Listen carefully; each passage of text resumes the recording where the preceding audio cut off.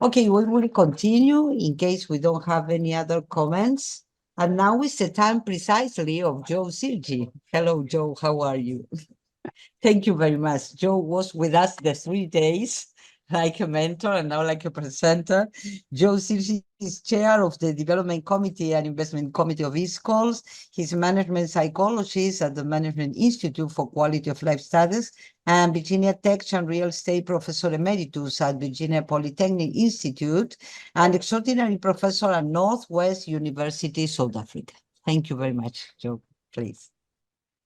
Well, thank you, Graciela. That's a very nice introduction. I guess to continue this discussion, I think my presentation has a temporal dimension to it and and also a spatial dimension to it too. So hopefully it would fit in, or at least establish a sense of continuity. Let me see if I can share my slides. So this presentation focuses on work-life balance. And the presentation is with my colleague, Dongjin Lee, who's a professor emeritus in the School of Business at Yonsei University, South Africa. And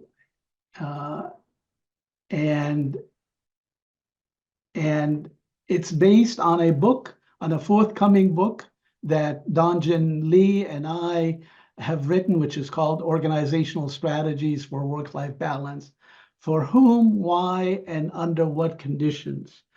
Let me say something about that in terms of background before I get into the specifics.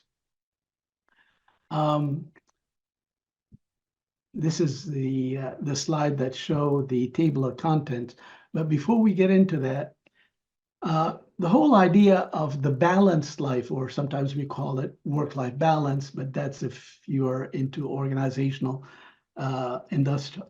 organizational psychology. From a quality of life perspective, again, we talk about the balanced life. You might be familiar with Martin Seligman's work early on back in the early 2000s.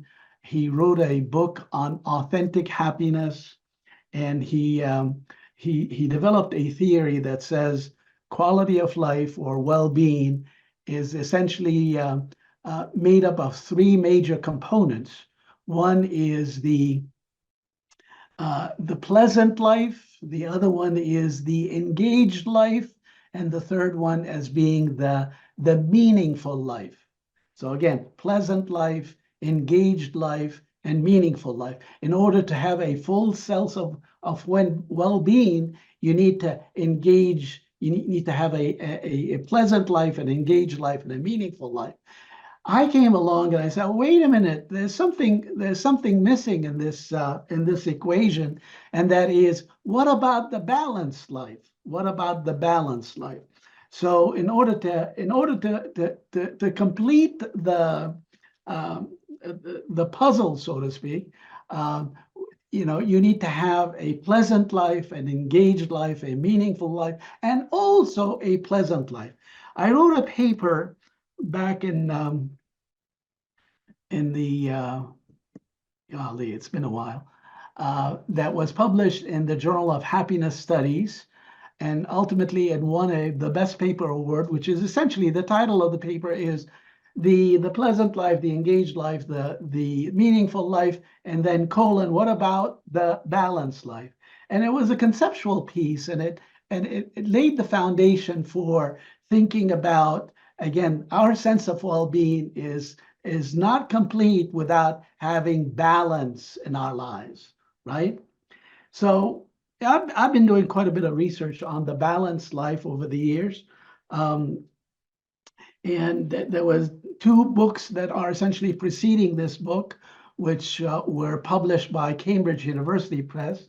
One is called The Balanced Life, and the other one is very much related to, again, learning how individuals try to balance their own lives by their own action, by their own thinking. So from a cognitive and and behavioral perspective. And then Donjan and I also focused on this and says, well, let's focus on the organization. What organizations do in order to create a balanced life for their employees. And as you can see from this table of content, the book, again, focuses on policies and programs of work-life balance, what works, what doesn't work, what's popular out there in terms of practices, and so forth. So you have an introduction, definitions and metrics of work-life balance.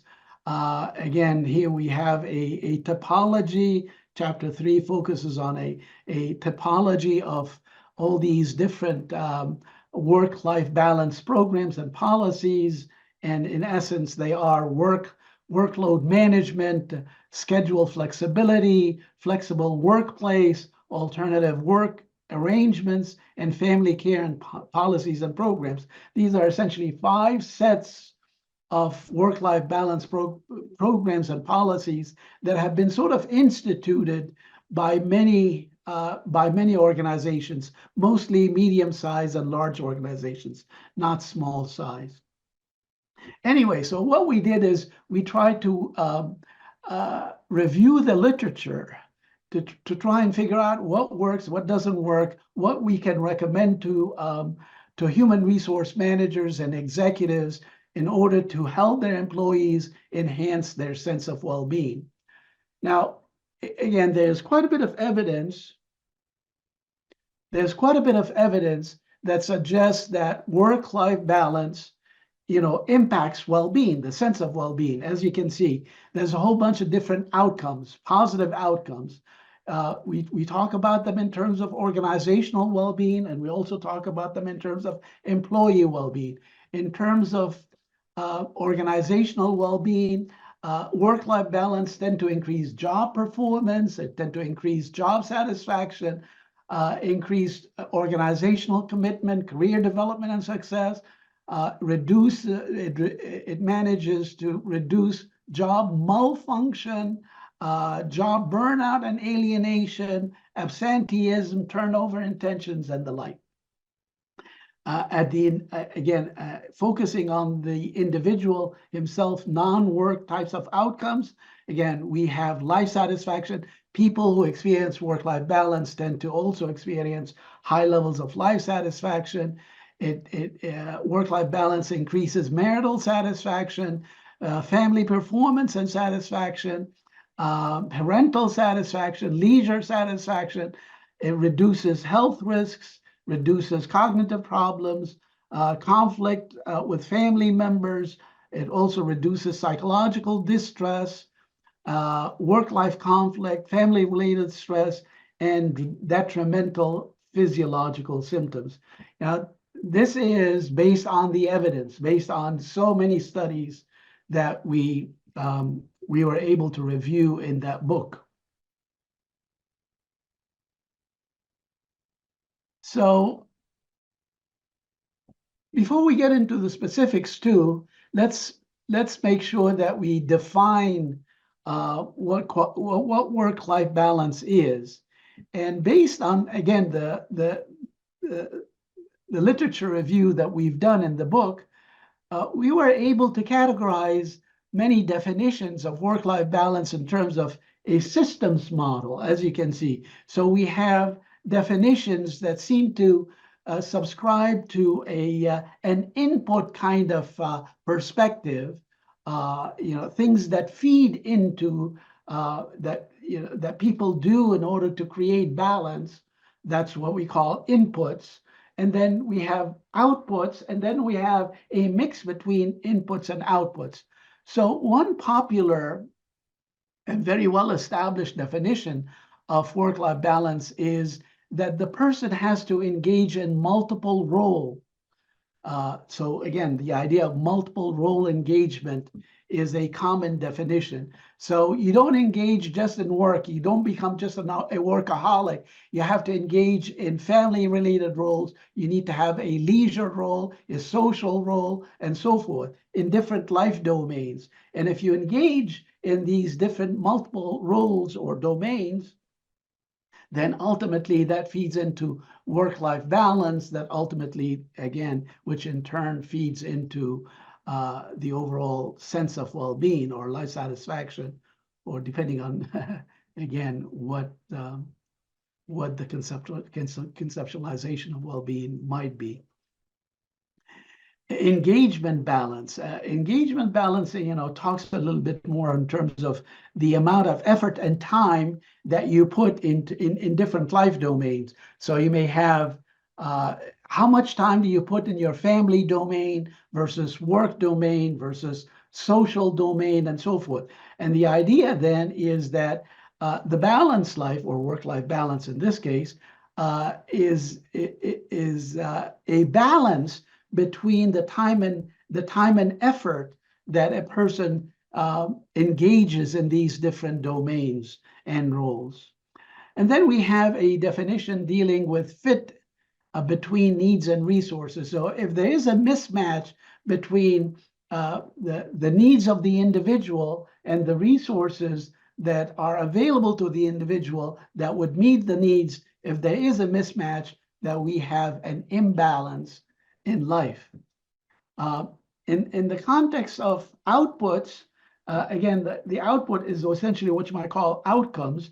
And in that case, we have definitions that focuses on role effectiveness. So work-life balance means that a person is effective in enacting the roles in these different life domains. So in the context of family, the family role or the family domain, the person is effective in meeting his family or her family needs. And the same thing with the work domain, the same thing with the social domain, same thing with community domain, and so forth. Role satisfaction, again, the person here is satisfied with these different roles, whether they're family roles, work-related roles, and so forth. Again, if the person is equally satisfied with these different roles, that in essence denotes work-life balance. Then we have another definition based on minimal role conflict, and that is if the person is experiencing quite a bit of conflict between work life and family life, for example, then that is imbalance. So the idea is to minimize any kind of conflict between the different roles in the different domains. And if that's the case, then you achieve balance in life. Then we have combination, sort of a mix between inputs and outputs, work-family fit and work-family balance. Another definition focuses on time, involvement, satisfaction, balance. So again, these are sort of what you might call a mix or an amalgam of inputs and outputs types of definitions. And in the book, we talk about a whole bunch of metrics, measures, indicators based on these different conceptualization of work-life balance. Okay, so the book again focuses on specific sets of work-life balance programs and policies that has sort of been propagated out there in the labor market. Yeah, and I was about to say the marketplace, but labor market is much better. And these are workload management practices, flex time practices, flex place practices, alternative job arrangements, family care practices. So when I mentioned, as a spatial dimension, again, I was making reference to flex place practices. And when it comes to the temporal dimension, flex time practices. So let's say focus on flex time practices. Again, the goal is flexibility in work time, right? So people will have the flexibility to schedule work in order to meet their own needs. So in that context, you have examples of organizational strategies such as flex time schedule, compressed work week schedule, absence autonomy, open rota system. When it comes to flex place practices, you've got things like telecommuting, work from home, e-work. When you have a work-life balance program that focuses on workload management, and again, the goal here is to reduce job demand, or what you might call work overload. So reduce workload and time pressure by providing mutual help, by working smarter, by minimizing work demand during off work time. Then we have alternative job arrangements. This is a different set of policies and programs of work-life balance.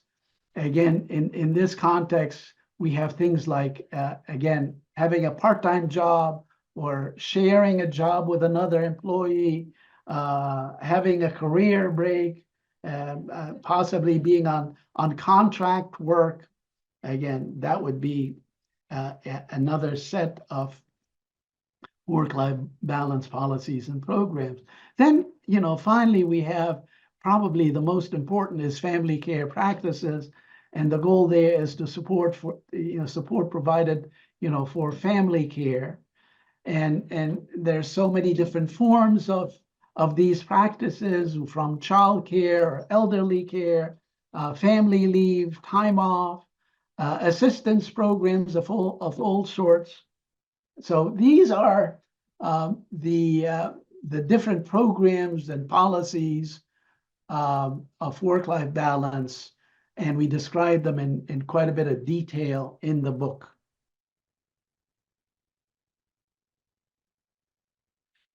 Chapter 4 gets into understanding the psychology of how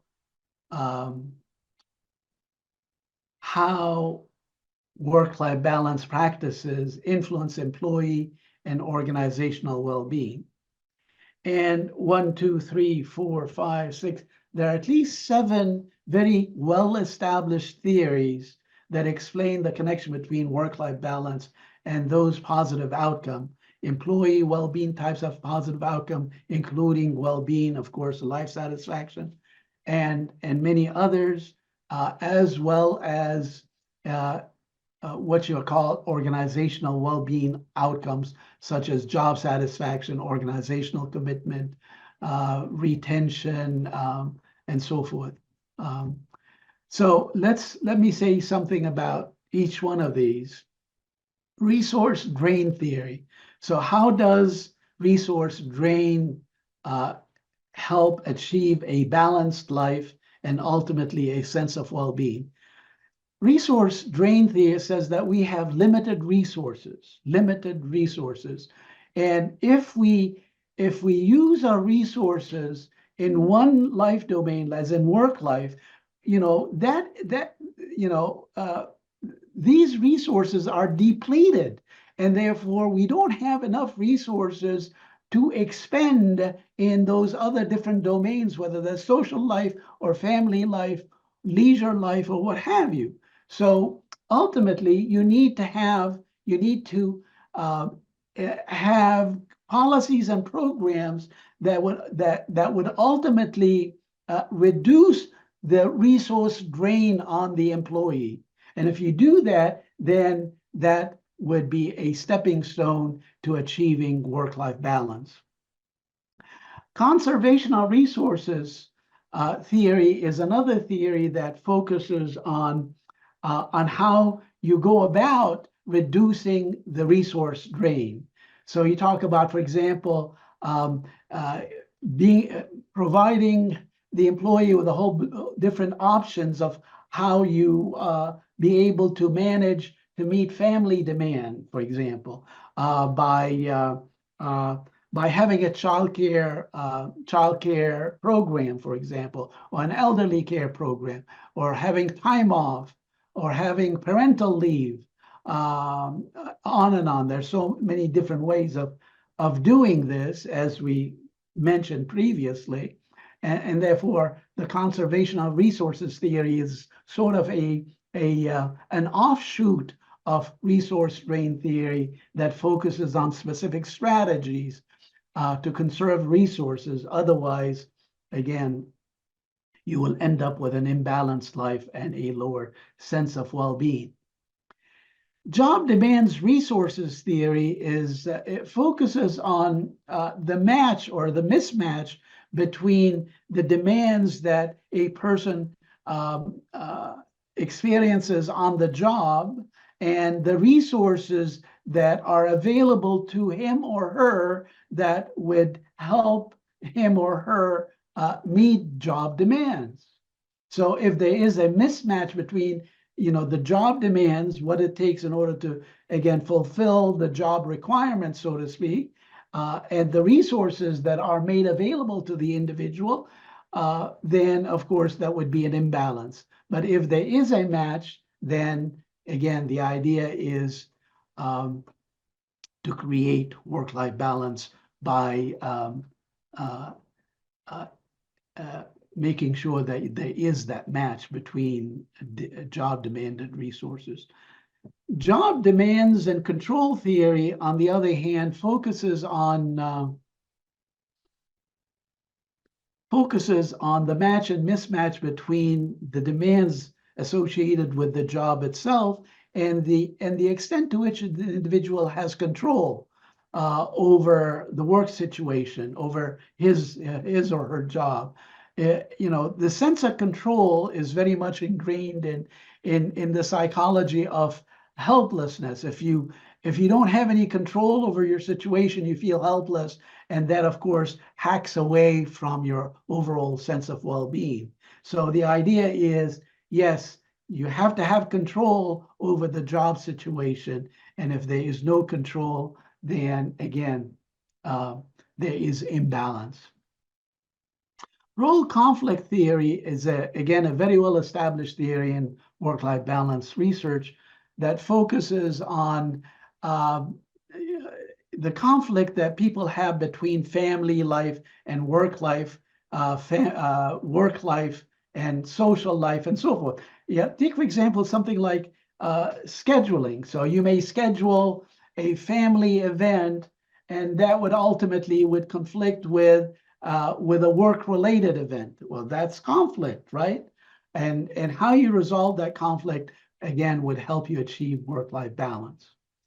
Signal theory, on the other hand, says that if you have work-life balance programs in place, then what you're doing is you're signaling to the employees and also non-employees that management cares about the employee.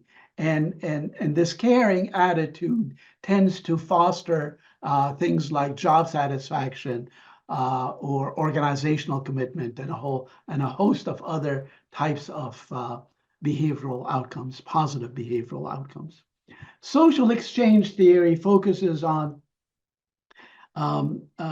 if the company of the organization provides those different types of policies and programs to help employees achieve work-life balance, then there is a sense of reciprocity. Employees are likely to reciprocate by working harder, by being a little bit more committed to the organization, by having a sense of fulfillment within the workplace that ultimately will spill over to other social domain and enhance the sense of well-being. So these are, again, resource drain theory, conservation of resources, job demands, resources, job demands control, role conflict, signal theory, social exchange. All of these are theories that are very well established in the psychology of work-life balance. I don't have time to go over all of this. So in the book, we talk about all the research related to, the different sets of programs like work, load management, schedule flexibility, flexible workplace, alternative work arrangements, family care programs, and so forth.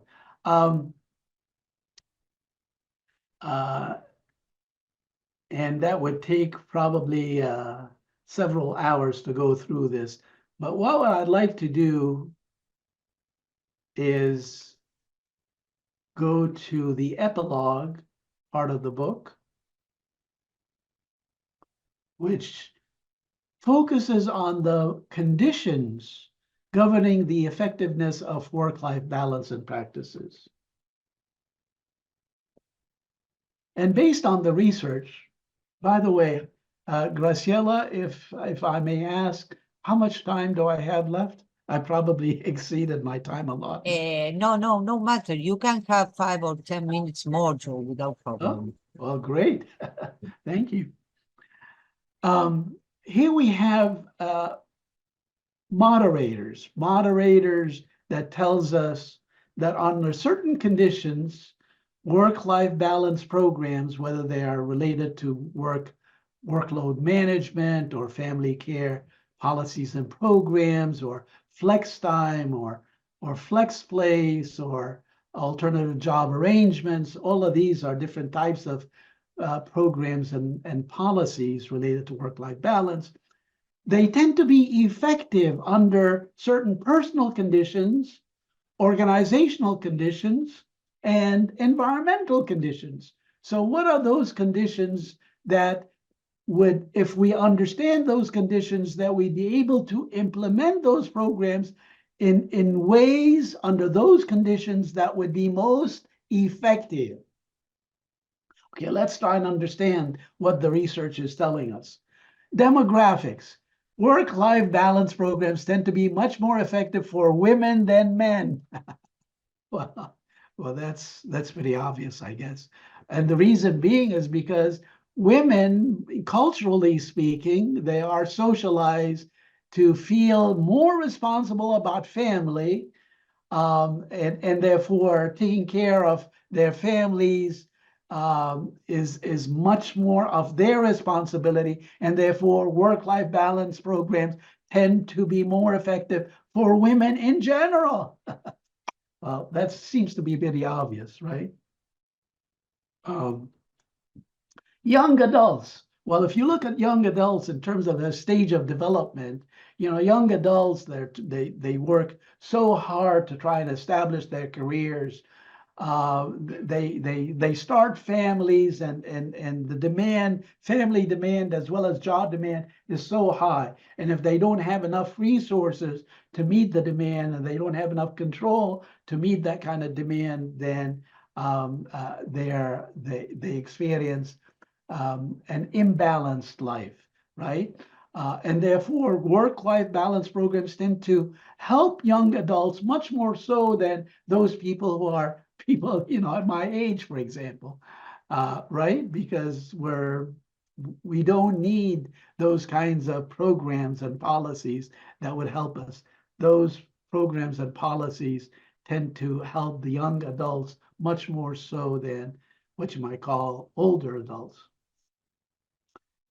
Managers and corporate professionals, again, people who are managers and corporate executives tend to benefit more from work-life balance programs than people like, for example, in the manufacturing sector, like workers, laborers.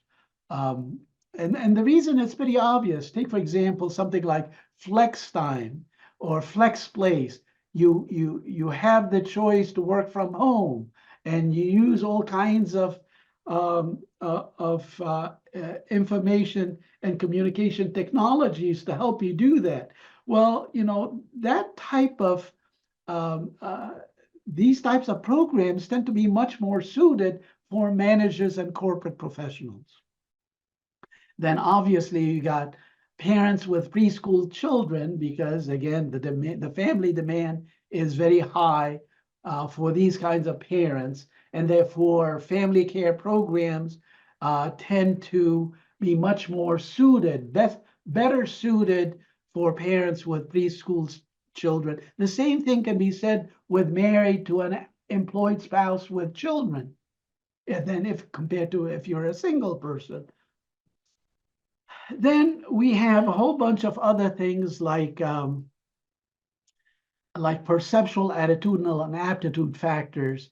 And I don't think I'm going to really get to talk about these, but let me say something, maybe an example. Those with management and planning skills, in order to succeed, to have a program such as maybe Flex Time or Flex Place or maybe a family care type of a program, in order for it to be effective, that person uh, who uses such a program has to have management and planning skills. You have to plan in advance. You have to be well organized and so forth. Otherwise, the program is not likely to be useful, and it's not likely to be beneficial in helping achieve a work-life balance and ultimately a heightened sense of well-being.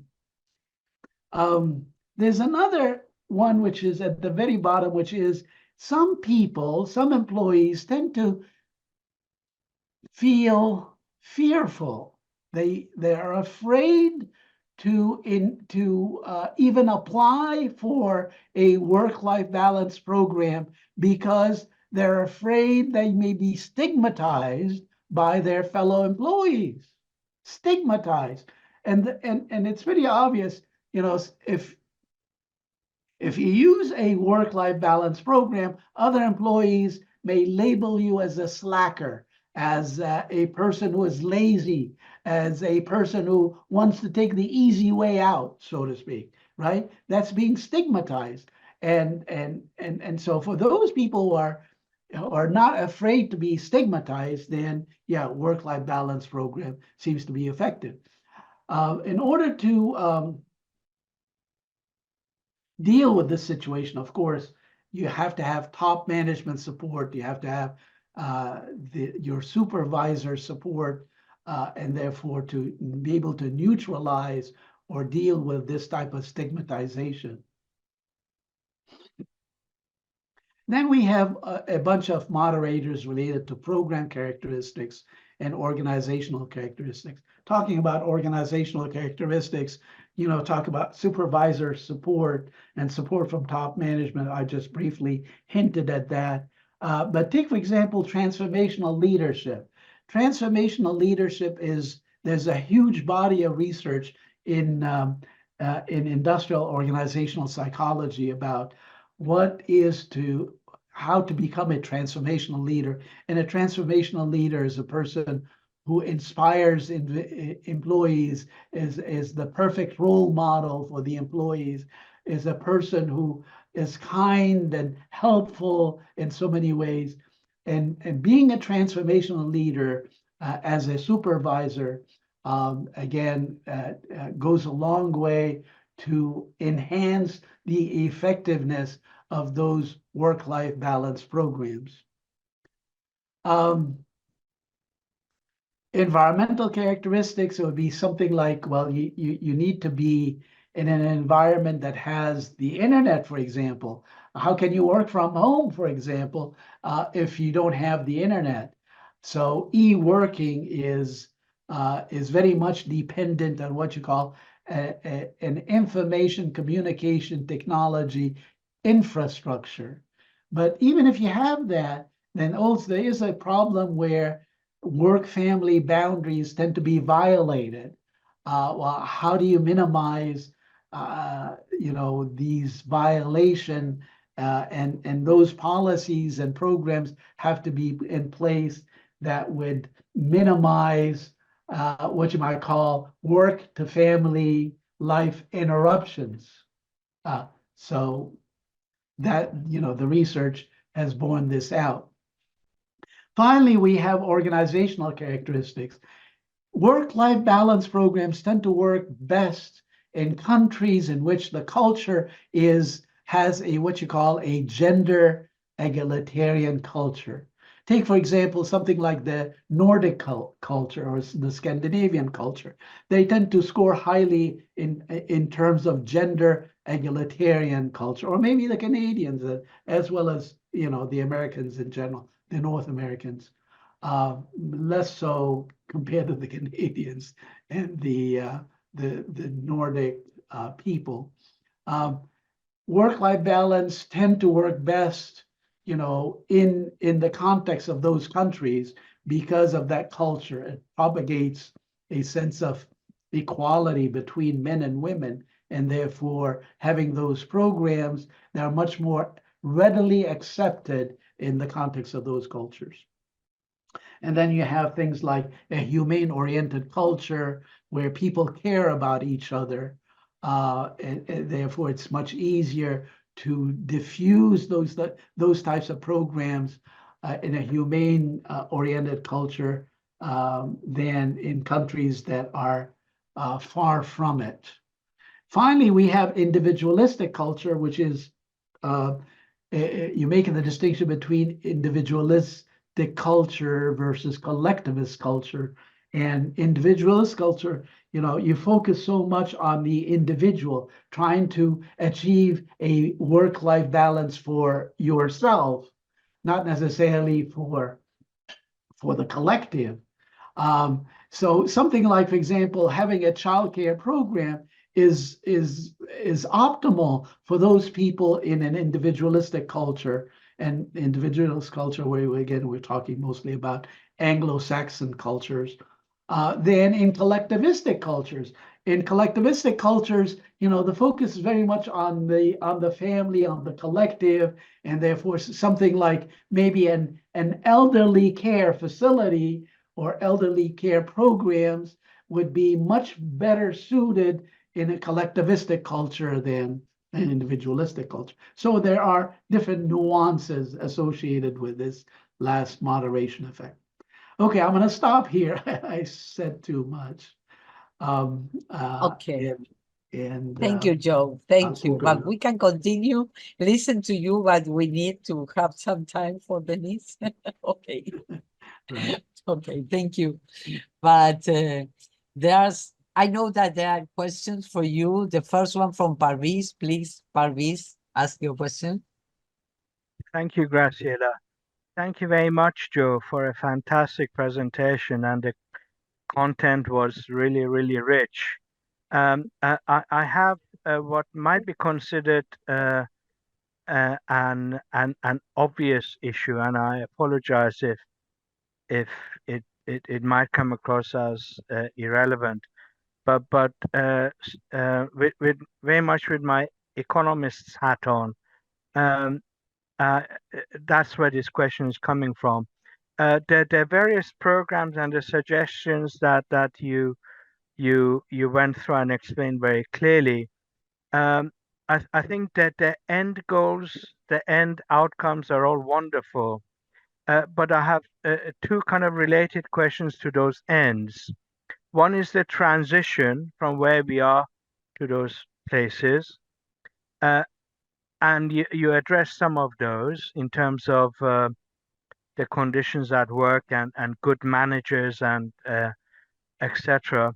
But also, I guess maybe the more important point of the two I want to mention is the cost, um, uh, but also cost to the state, because to make some of the changes, the kinds of changes you went through, some of those will have very significant fiscal implications.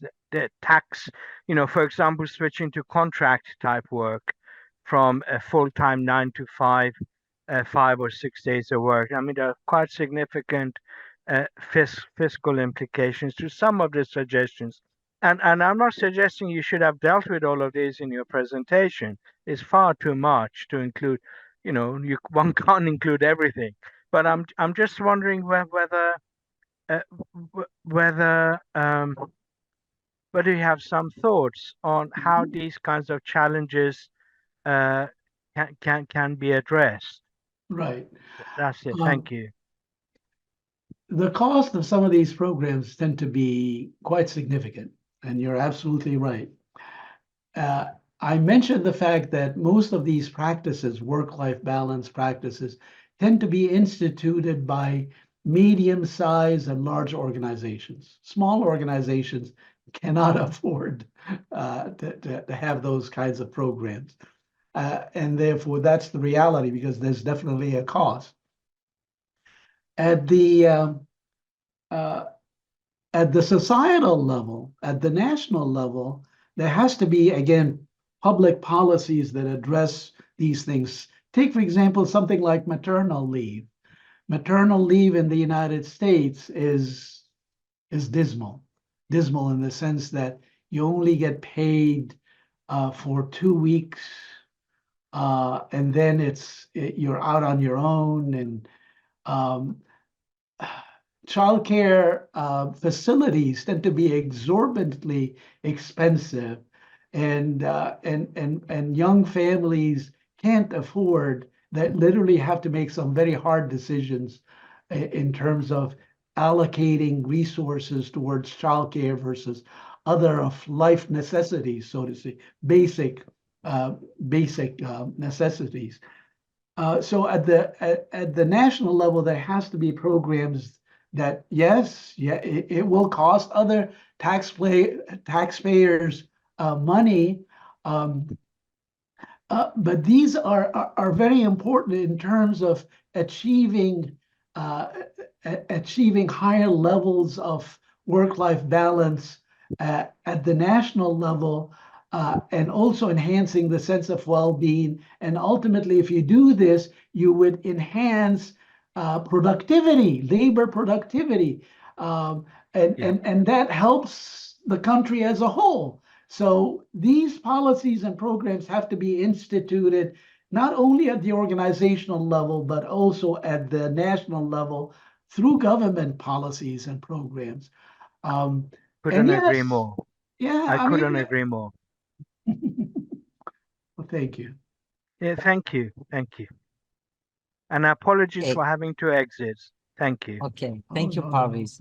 Well, I actually have a question to you, Joe. Graciela, Yes. Denise also raised her hand.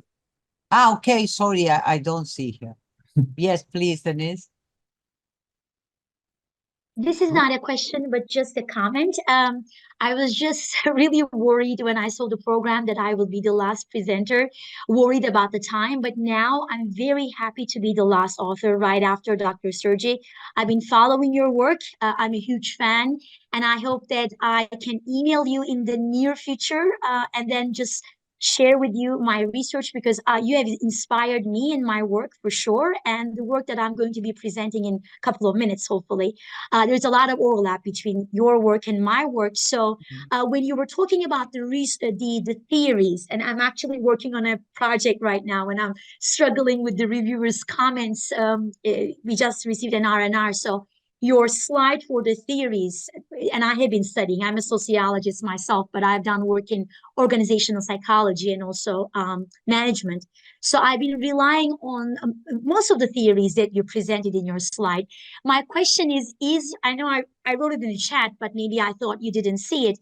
Is your book published already? And if it is, I would like to order it because I can see that it's going to be very useful for my work, and I can definitely use it as a reference. Thank you so much. Yeah, the book is in production, in press right now. So it's being produced, but I can send you the book manuscript. So send me an email. I'll send it to you. Thank you so much. Well, I'm looking forward to your presentation. Appreciate it. Okay. Okay, Joe, only a little questions. One of the lines of research we have today at the center is inequalities, young people inequalities. One of the dimensions is work. And the things that appear to us are these topics: respect at work, inequalities at work, social support at work, and well-being at work. There is not so much bibliography, particularly about respect at work, because we are doing our first analysis and we have a manuscript, but it's so a complicated thing. And considering the situation of Argentina today is more complicated too. So some idea or comment about, because these things are not in reality the things about we previously think. They are the things that appear in the results, you know.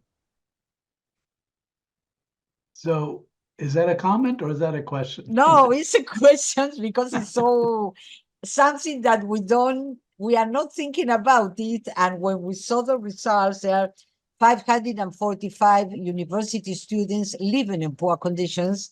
So, well, when we discovered that there are really problems with the respected worker, with the importance of the social support at workplace, like a balance with the situation that the children and students are not respected, and then the well-being of how something like a quick question: how satisfaction are you with your situation at workplace? Yes, but in any case, we can continue speaking about this in other parts, and I can send you this situation. But we can talk about that a long time. Yes, absolutely. Let's see if we can give. Is that Denise? Yeah, Enough yes, time Denise. to, yes. Denise. Denise, okay, yes. Yes. okay. Thank you.